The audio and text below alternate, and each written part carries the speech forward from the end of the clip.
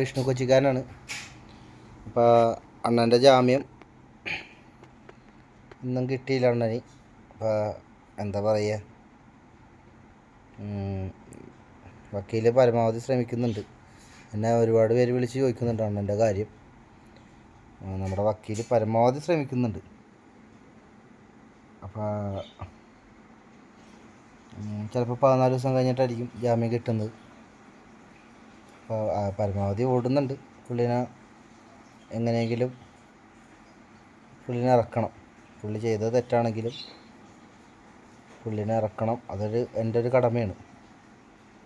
അപ്പോൾ ഇനിയിപ്പോൾ 14 ദിവസം കഴിഞ്ഞ് നമുക്ക് നോക്കാം. എല്ലാവരും എന്നെ വിളിച്ച് ചോദിക്കുന്നുണ്ട് അണ്ണൻ്റെ കാര്യം എന്തായിരുന്നു.